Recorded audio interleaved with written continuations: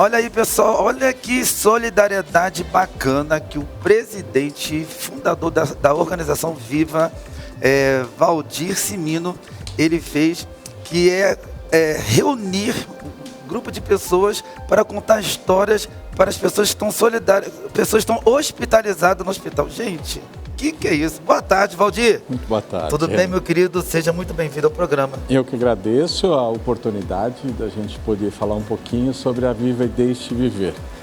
Eu já estou aqui já impactado, só um pouquinho da nossa conversa, que nós estávamos aqui falando um pouco sobre o que é o projeto, o Valdir comentando comigo, que fala um pouquinho de onde que surgiu essa ideia, Valdir, de você reunir voluntários, que esses voluntários vão para os hospitais. Olha, gente, que interessante, vão para os hospitais para contar histórias para as pessoas hospitalizadas. Então, Renato, a gente, quando eu digo, hoje já são tantas pessoas, mas quando eu iniciei essa caminhada há 25 anos atrás, o meu propósito, de fato, era promover a leitura no nosso país.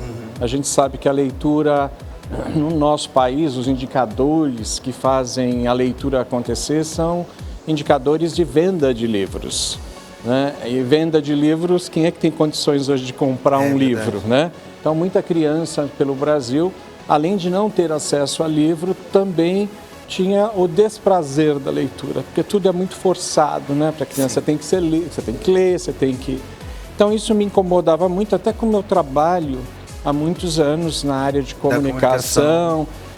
Eu acompanhava pesquisas e via exatamente o índice de leitura da criança versus ela frente a uma TV, frente a um computador. Então a leitura acabava sempre perdendo espaço dentro desse processo.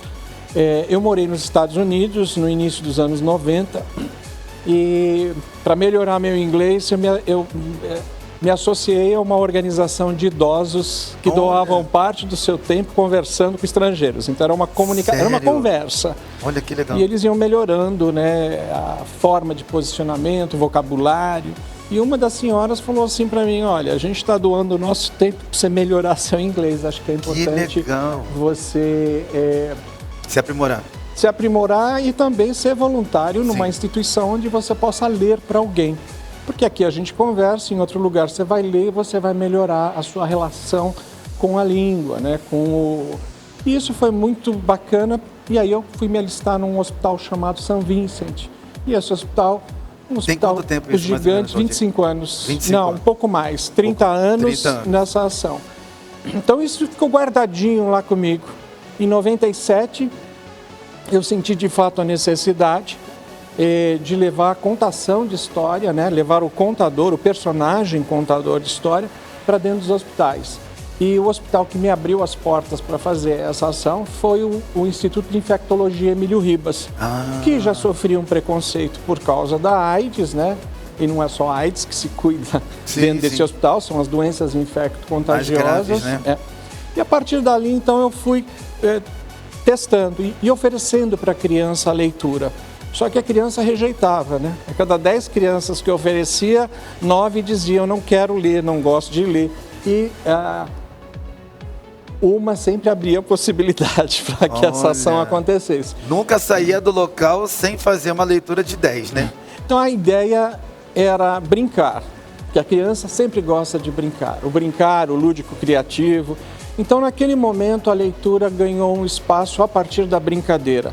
Então a vocação de toda essa ideia foi ter um Brasil com mais leitores. E se a gente começa a atingir as crianças, a gente tem um futuro melhor, né? Só que você não atinge só a criança, Renato, você atinge a família, porque a família também está ansiosa, está triste, angustiada. E quando ela tem essa possibilidade de poder abrir um espaço, né, para um alívio, para uma tranquilidade, e as histórias, elas são terapêuticas, elas nos apoiam, inclusive na construção da melhoria dessa criança hospitalizada. Sim. E até mesmo, Valdir, dependendo da história que for contada, a criança que está ali triste, angustiada, porque dentro do hospital, ela, querendo ou não, ela traz uma depressão. Porque você não sabe que dia que você vai receber o resultado de alta, não sabe o dia que você vai sair. possa vir a ficar 3 meses, 6 meses, ou então você pode receber alta ainda hoje. E quando vem uma leitura que você proporcionou, teve essa ideia há 25 anos atrás, de poder trazer essa leitura, dependendo da história, quem estava ali triste naquele momento, já saiu ali alegre, já ficou alegre, né? Já trouxe para ela também uma esperança. Isso a gente tem que ter muito cuidado, principalmente de como capacitar os voluntários. Porque todo mundo acha bonito, vê uma foto bonita, às vezes numa matéria, acha interessante, eu quero contar a história. Só que a gente foi desenvolvendo um curso de capacitação, hoje é um curso que tem praticamente quase 40 horas para formar esse voluntário, para que ele esteja dentro do hospital. E você falou, a criança espera. Ela está ali ansiosa por uma atividade, por uma brincadeira, porque ela não está no mundo dela. Sim. Né? O hospital é frio, é angustiante. Não tem aquele discernimento que nós temos. Nós ainda conseguimos ter o discernimento que temos que esperar, mas a criança não, ela não consegue esperar 6 meses. Vou ficar aqui no hospital preso 1 ano, que isso, mas não aguento. Então a gente tem, em média, as crianças, né, hospitalizadas, dependendo do tratamento que ela está fazendo, é de 6 dias a 10 dias, mas nós temos muitas crianças que ficam 3 meses, 4 meses. Nós temos hospitais que a gente atende criança no período de 1 ano no tratamento. Né? Então, crianças crônicas, crianças com câncer, crianças com HIV, crianças com problemas renais. Essas, frequentemente, a gente vê elas crescendo. Né? O trabalho da Viva iniciou-se há 25 anos atrás e ele foi tomando forma e ele foi sendo muito aceito pelas famílias. A gente desenvolve muita pesquisa e, Renato, nessas pesquisas a gente descobriu que 75% dos pais não brincam, não contam mais histórias no seu dia a dia. Peraí, Valdir, 75%? É um número, é uma porcentagem... 75% dos pais não contam mais história para os filhos. Exatamente. Hoje os pais muitas vezes estão delegando para os filhos a máquina, o celular. Sim, celular, né? o tablet. Então, assim, contar histórias para dormir, a gente precisa reativar isso. E uma das coisas que a gente percebe bastante é quando o pai fala, eu não sabia que meu filho gostava de leitura. Ou seja, se ele não lê dentro de casa, com certeza a criança não vai ter um espelho ou alguém que uma referência. Então nós passamos de fato a entender fortemente que a gente precisava ter esse voluntário íntegro, consciente do ato que ele está fazendo, é num hospital que ele vai atuar, é com leitura e mais do que nunca, estar compromissado. Então eu não posso ir de vez em quando contar a história. Então ele marca ali um tempo semanalmente. Né? Ele escolhe, em média o voluntário da Viva doa 10 horas por mês, ou seja, 2h30 por semana. Ele encontra isso, ele escolhe o hospital da nossa rede e ele vai marcar o ponto dele ali. E é ali que a gente vai criando afeto, a gente vai criando parceria com os profissionais da saúde, porque os profissionais da saúde também vão nos dando dicas, né? Porque a criança que está mais sofrida, a criança que vai fazer um exame, a criança... Preparar aquela criança, né? Eu diria que nós estamos sendo prescritos agora, né? Eles prescrevem o remédio, mas estão dando a possibilidade também da gente abrir um espaço para um diálogo, porque o hospital é frio, para a criança ela não entende por que ela está naquele processo, né? Ela deixa o mundo dela do lado de fora e são as grandes expectativas. E a contação de história apoia mais do que nunca esse encontro. Então, ter família, a criança e os profissionais da saúde imbuídos também desse acolhimento, né?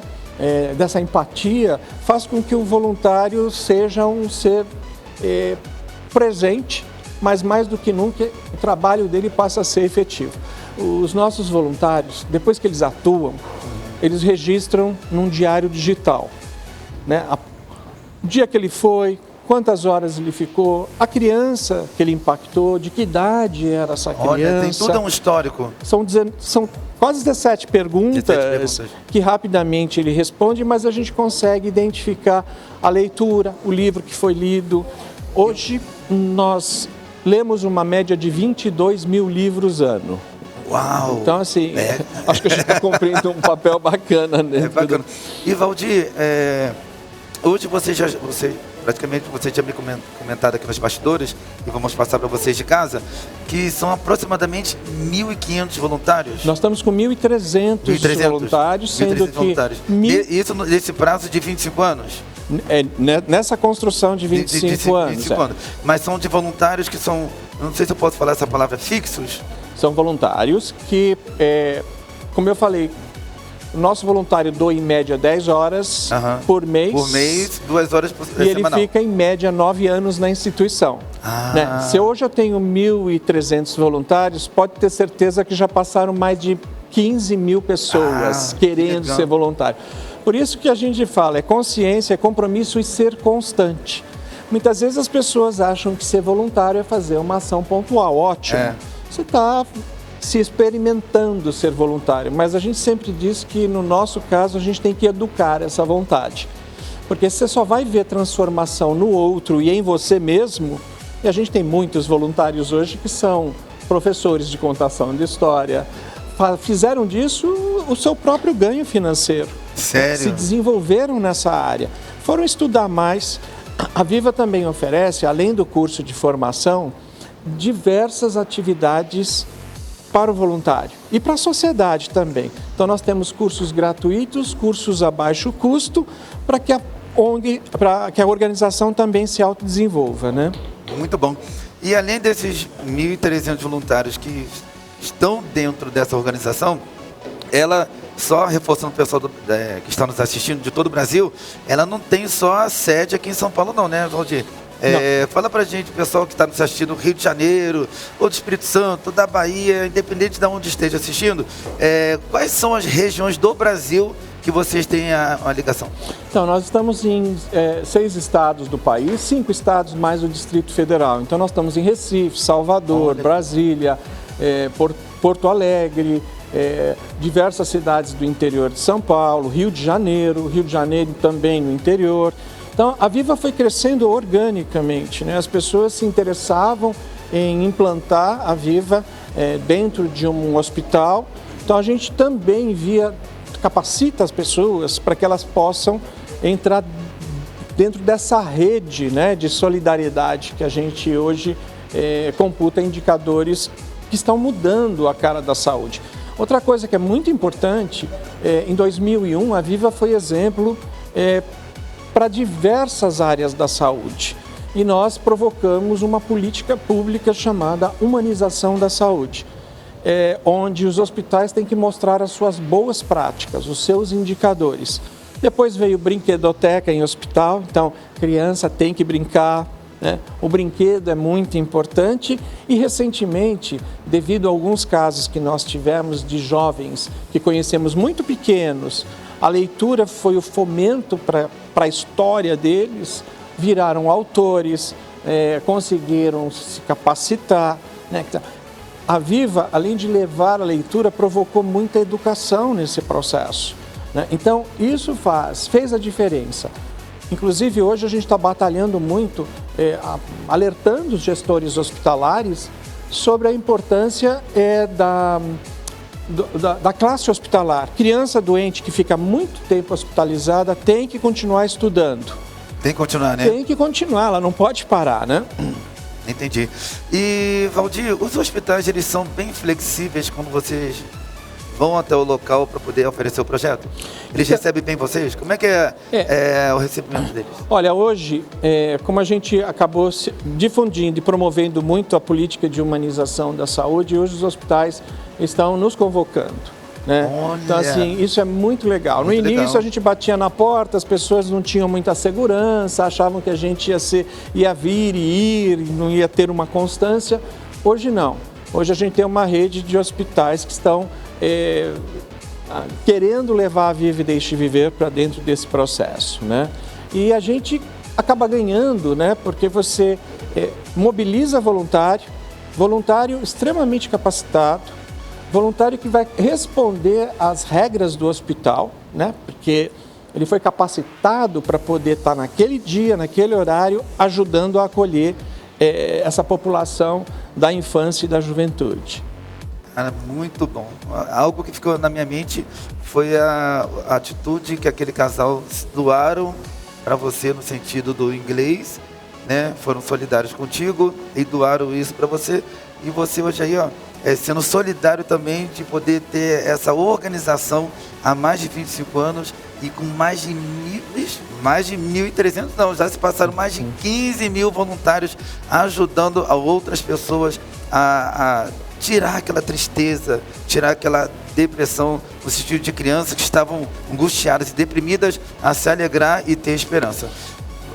Hoje, recentemente nós fizemos uma pesquisa e talvez essa tenha sido a pesquisa mais importante, que a gente foi avaliar organicamente o que a narrativa, o que a contação de história faz com uma criança hospitalizada, né? Então essa pesquisa foi muito importante porque ela comprovou para nós que quando tem uma narrativa, um contador de história, e nós fizemos dentro da UTI, que é um espaço mais traumático ainda para a criança, essa pesquisa comprovou a redução do cortisol, do estresse, para a endorfina e a ocitocina, elevou.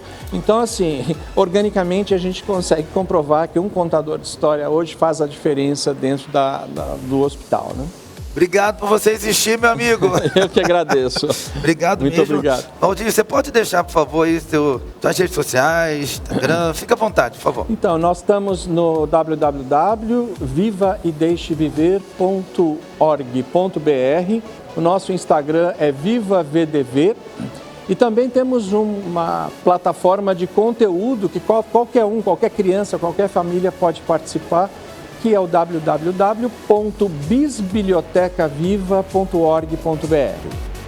Boa! É isso aí, pessoal. Entra aí nas redes sociais, no site, fica à vontade de poder você também ser um voluntário e um contador de história. Bom, vocês gostam de notícia boa? Chegou a hora, quinta-feira, é dia de Momento News. Próximo bloco, não muda de canal não, permaneça aqui com a gente. Obrigado. Eu que agradeço. Muito obrigado.